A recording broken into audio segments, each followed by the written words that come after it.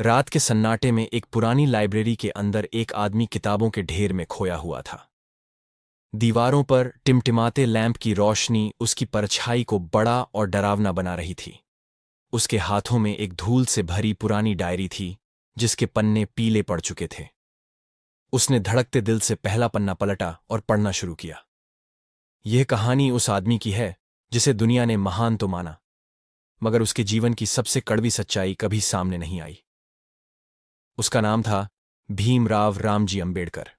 एक ऐसा नाम जिसने भारत के भविष्य को गढ़ा, मगर उसकी अपनी जिंदगी संघर्षों और साजिशों से भरी हुई थी। ये कहानी सिर्फ संविधान निर्माता की नहीं, बल्कि उस लड़ाई की है जो उन्होंने अपनी पूरी जिंदगी लड़ी, समाज से, राजनीति से और उन लोगों से जो नहीं चाहते थे कि वह सफल हों। लेकिन क्या हो अगर मैं कहूं कि बाबा साहेब की जिंदगी का एक ऐसा सच भी था जिसे इतिहास के पन्नों में कहीं छुपा दिया गया। सन 1901, महाराष्ट्र का एक छोटा सा गांव। एक स्कूल के बाहर भीमराव, उम्र सिर्फ 10 साल, प्यास से तड़प रहे थे। स्कूल में पीने का पानी था, मगर कोई भी ऊंची जाति का व्यक्ति उसे पानी देने को तैयार नहीं था।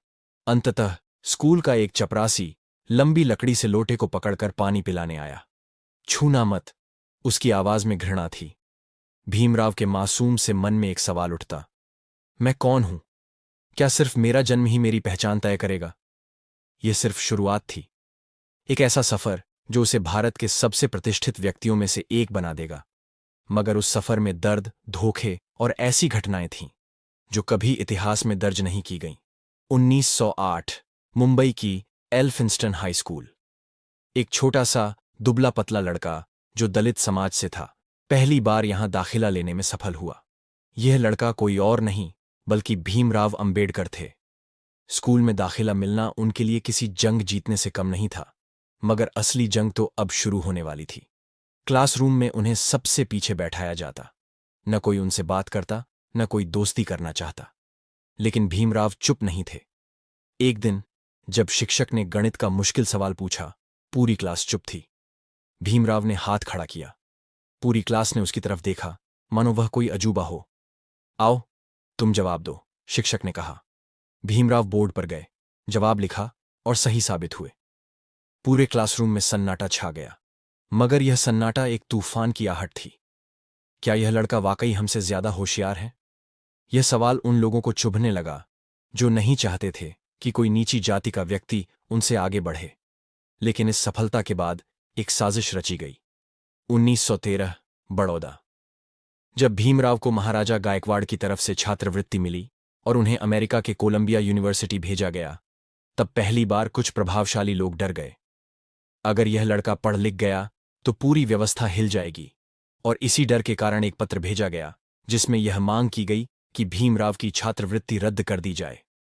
महाराजा गायकवाड़ को यह बात पता चली, मगर उन्होंने यह कहकर मना कर दिया, यह लड़का मेरे राज्य का भविष्य है, मैं इसे रोकने नहीं दूंगा।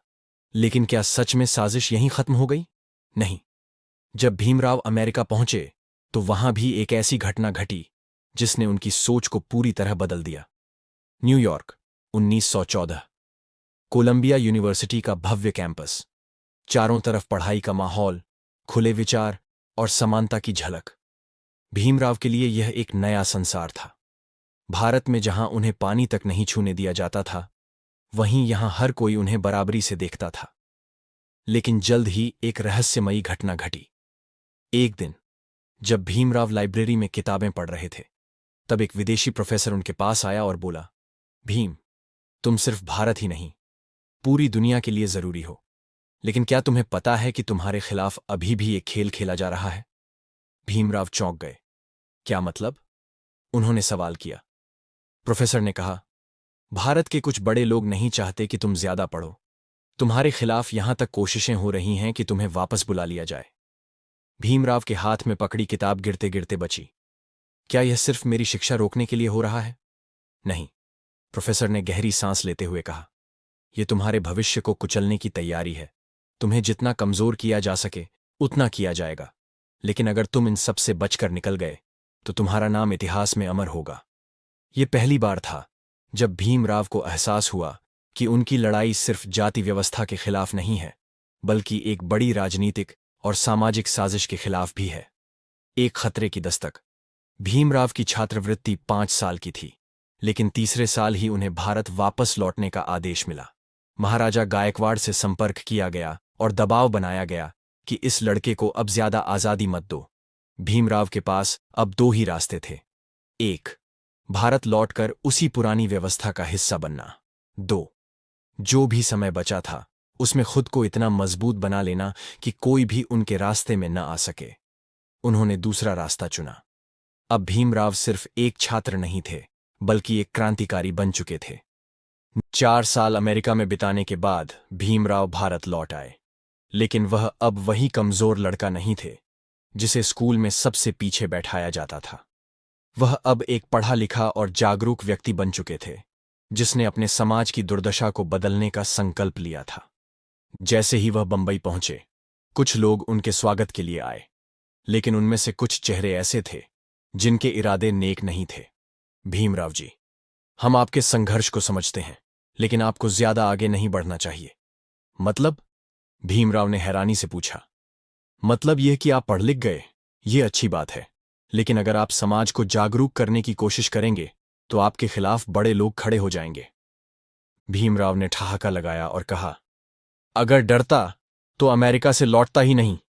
लेकिन यह सिर्फ एक चेतावनी नहीं थी, बल्कि एक साजिश की शुरुआत थी।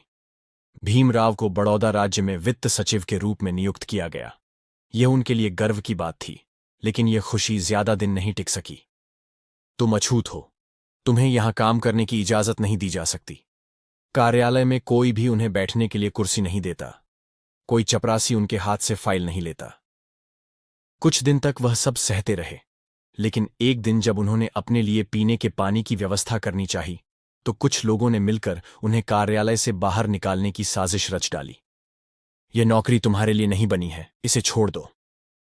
मैं अपनी मेहनत से यहां तक पहुंचा हूं और कोई मुझे यह अधिकार देने वाला नहीं है, भीमराव ने गरजते हुए कहा। लेकिन जब हालात हद से ज्यादा बिगड़ने लगे तो उन्हें बड़ौदा छोड़ना पड़ा। अब भीमराव को समझ आ चुका था कि यह लड़ाई एक दो लोगों के खिलाफ नहीं, बल्कि पूरे सिस्टम के खिलाफ है। उन्होंने तय किया कि अब वह खुद अपनी आवाज बनेंगे।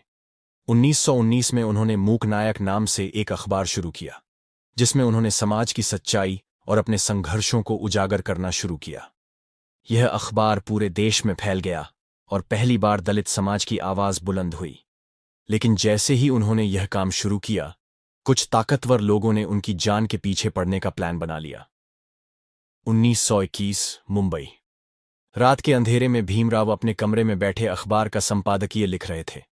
टेबल पर जलता हुआ लैंप उनकी परछाई को दीवार पर बड़ा कर रहा था। अचानक खिड़की के पास हलचल हुई। किसी ने बाहर से झांकने की कोशिश की। कौन है? भीमराव ने जोर से पूछा, लेकिन कोई जवाब नहीं आया। अगली सुबह जब वह अपने अखबार के कार्यालय पहुंचे तो दरवाजे पर एक धमकी भरा पत्र पड़ा था। अगर तुमने मूक नायक में ऐसी बातें लिखना बंद नहीं किया तो तुम्हें इसका अंजाम भुगतना पड़ेगा। भीमराव ने पत्र पढ़ा और मुस्कुराए। अगर सच्चाई बोलना जुर्म है तो मैं यह जुर्म बार बार करूंगा।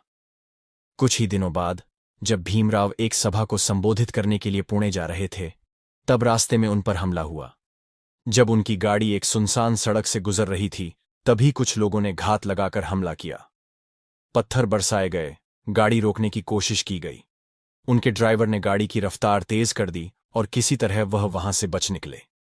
जब वह सभास्थल पर पहुंचे तो उन्होंने बिना डरे वही भाषण दिया जिसे रोकने के लिए उन पर हमला किया गया था। मैं जानता हूं कि मुझे रोकने की हर कोशिश होगी, लेकिन मैं तब तक नहीं रुकूंगा जब तक इस देश के आखिरी इंसान को न्याय नहीं मिल जाता। सभा में गूंजते नारों से पूरा मैदान गूंज उठा। डॉक्टर अंबेडकर जिंदाबाद। इस हमले के बाद भीमराव समझ गए कि अब समय आ गया है कि सिर्फ लेख और भाषणों तक सीमित न रहकर सीधा आंदोलन किया जाए। 1924 में उन्होंने बहिष्कृत हितकारिणी सभा की स्थापना की, जिसका उद्देश्य दलितों को शिक्षित करना और उनके अधिकारों के लिए लड़ना था। धीरे धीरे उनके समर्थकों की संख्या बढ़ने लगी और जो लोग उन्हें खत्म करना चाहते थे वह अब डरने लगे थे। लेकिन यह सिर्फ शुरुआत थी। अभी सबसे बड़ा आंदोलन बाकी था, और सबसे बड़ा विश्वासघात भी। महाराष्ट्र का एक छोटा सा कस्बा महाड़। यहां की चवदार तालाब नाम की झील सार्वजनिक थी, लेकिन दलितों को वहां पानी पीने की इजाजत नहीं थी। भीमराव अंबेडकर ने इस भेदभाव को खत्म करने के लिए महाड़ सत्याग्रह का आह्वान किया। उनका कहना था, पानी पर सबका अधिकार है, यह किसी जाति या धर्म की जागीर नहीं हो सकती। 25 मार्च 1927 को हजारों दलित महाड़ पहुंचे। उन्होंने तालाब से पानी पिया और यह भारत में समानता के अधिकार की पहली सबसे बड़ी क्रांति बन गई। लेकिन उनके विरोधियों को यह मंजूर नहीं था। जब सत्याग्रह खत्म हुआ तो अंबेडकर और उनके अनुयायियों पर भीषण हमला किया गया। लाठियां चलीं, घर जलाए गए, लोगों को बेरहमी से पीटा गया, कई दलितों को जान से मार दिया गया। लेकिन इससे भी बड़ा झटका उन्हें तब लगा जब उनके ही कुछ साथी, जो शुरुआत में उनके साथ थे, अचानक उनके खिलाफ हो गए। कुछ प्रभावशाली लोगों ने पैसे और सत्ता के लालच में अंबेडकर का साथ छोड़ दिया। भीमराव, यह लड़ाई तुम नहीं जीत सकते। अगर तुमने यह आंदोलन नहीं रोका तो तुम खुद खत्म कर दिए जाओगे। लेकिन भीमराव का जवाब साफ था, मैं किसी कीमत पर अन्याय के आगे नहीं झुकूंगा। महाड़ सत्याग्रह के बाद एक और बड़ा झटका उन्हें तब लगा जब संविधान सभा में दलितों के अधिकारों पर चर्चा के दौरान कुछ बड़े नेताओं ने उनके खिलाफ साजिश रची।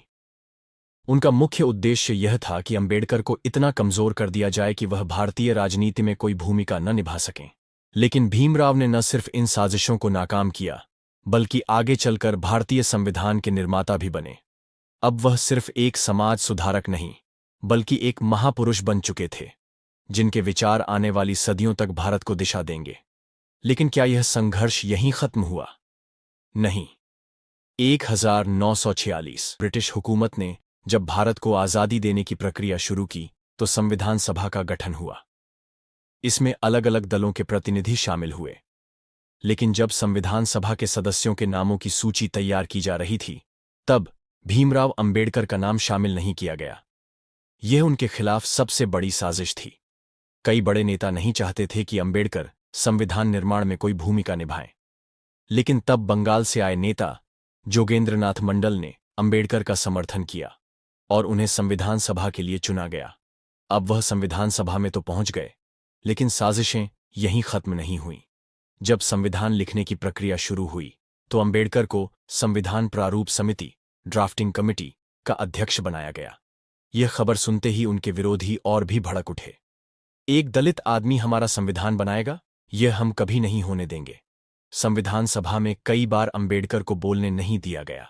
उनके सुझावों को बार बार अस्वीकार करने की कोशिश की गई, लेकिन उन्होंने एक एक शब्द लिखकर, एक एक तर्क देकर सबको जवाब दिया। अब अंबेडकर ने संविधान में समानता, अस्पृश्यता उन्मूलन और आरक्षण जैसी बातें जोड़ीं, तो कुछ नेताओं ने गुप्त बैठकें शुरू कर दीं। अगर यह संविधान लागू हुआ तो सदियों से चला आ रहा हमारा वर्चस्व खत्म हो जाएगा। उन्होंने एक चाल चली, संविधान सभा से वॉकआउट कर दो, इसका बहिष्कार करो। अचानक कई सदस्यों ने यह कहना शुरू कर दिया कि अंबेडकर जो संविधान बना रहे हैं वह भारतीय संस्कृति के खिलाफ है। लेकिन तब अंबेडकर ने अपने तर्कों से सबकी बोलती बंद कर दी। उन्होंने कहा, यह संविधान किसी एक जाति, धर्म या वर्ग के लिए नहीं, बल्कि पूरे भारत के लिए है। अगर आप इसका विरोध कर रहे हैं तो आप भारत के भविष्य का विरोध कर रहे हैं। उनकी इस बात ने पूरी सभा में हलचल मचा दी। आखिरकार विरोधी झुक गए और संविधान पर काम जारी रहा। 26 नवंबर 1949 को संविधान बनकर तैयार हो गया। लेकिन इसके लागू होने से पहले ही अंबेडकर को एक गुप्त सूचना मिली कि उनके खिलाफ एक और साजिश हो रही है। अगर संविधान लागू हो गया तो कुछ लोग तुम्हें जिंदा नहीं छोड़ेंगे। क्या यह साजिश सिर्फ धमकी थी या उनके खिलाफ कोई असली षड्यंत्र रचा जा रहा था? 1950 का साल। भारत में संविधान लागू होने के बाद भीमराव अंबेडकर का जीवन थोड़े शांति के साथ चल रहा था, लेकिन उनका स्वास्थ्य तेजी से गिर रहा था। लंबे समय से अस्वस्थ, उन्होंने कई डॉक्टरों से इलाज कराया, लेकिन कोई फर्क नहीं पड़ा। उनकी बीमारी का कारण कई लोग ढूंढने लगे थे। क्या यह सिर्फ उनकी लगातार मेहनत का परिणाम था या फिर उनकी मृत्यु के पीछे कोई साजिश थी? भीमराव जी, आपका संघर्ष अब खत्म हो गया है, लेकिन अगर आप जीते तो आपका शरीर यह बोझ नहीं उठा पाएगा, डॉक्टरों ने उन्हें समझाया।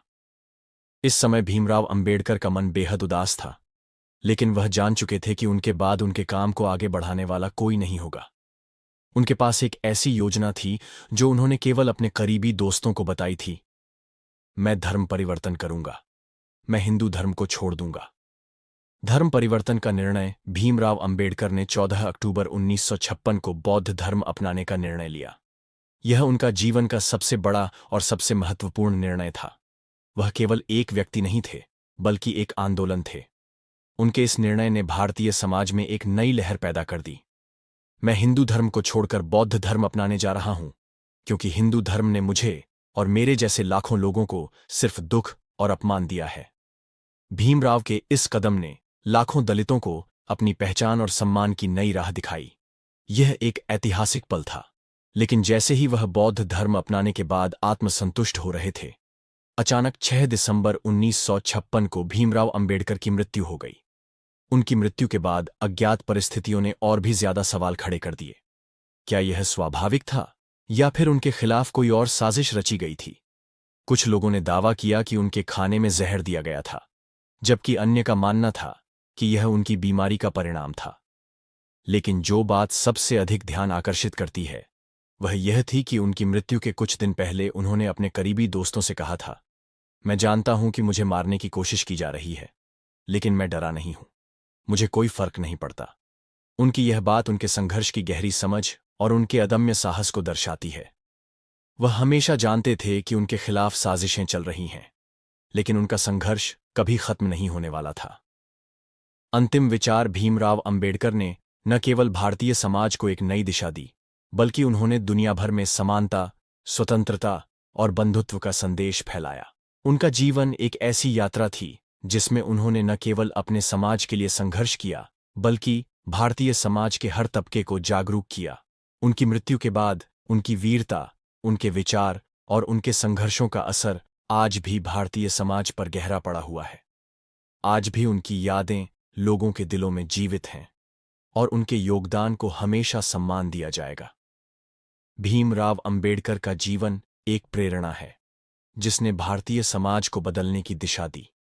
उनका संघर्ष कभी खत्म नहीं होगा, क्योंकि उनके विचार हमेशा जीवित रहेंगे।